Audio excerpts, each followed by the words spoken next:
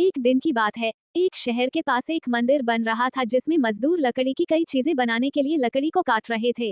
एक दिन जब सभी मजदूर खाने के लिए गए तो उस दौरान एक लड़की जो आधा कटा हुआ था, उसमें उन्होंने लकड़ी का खूंटा फंसा दिया ताकि वापस आने पर उसे काटने में आसानी रहे। उसी बीच वहां बंदरों का एक समूह आया जिसमें एक बहुत नटखट बंदर था। बिना बदमाशी रह ही नहीं सकता, उसकी आदत था। तो सभी बंदर वहां पड़ी चीजों को बिना छुए पेड़ों की ओर चले गए, लेकिन वह शैतान बंदर छुपकर वहीं रुक गया और लकड़ी को देखने लगा। तभी उसने उस आधे कटे लकड़ी को देखा जिसके बीच में खूंटा फंसा हुआ था। कुछ समझ न आने पर उसने पास पड़ी आरी को उठाकर उस लकड़ी पर रगड़ा जिससे अजीब सी आवाज आई। अब उसने चिढ़कर आरी पटक दी और सोचा कि इस खूंटे को लकड़ी से निकाल दूं। ये सोचकर वह जोर से खूंटा हिलाने लगा और ऐसा करते हुए खूंटा बाहर निकल आया और उसकी पूंछ लकड़ी के दो पाटों के बीच में फंस गई।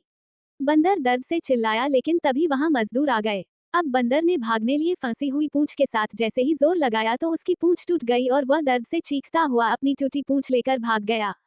इस प्रकार वो बंदर रास्ते भर रोता रहा। तभी एक इंसान ने उस बंदर के हालात को देखा तो उसे दुख हुआ। फिर उसने सोचा क्यों न इसके सहायता किया जाए। फिर उसने बंदर के पूंछ पर दवाई लगाई। अतः इस कहानी से हमें ये सीख मिलती है कि बिना सोचे समझे किसी भी काम को नहीं करना चाहिए। बोलिए राधे राधे राधे।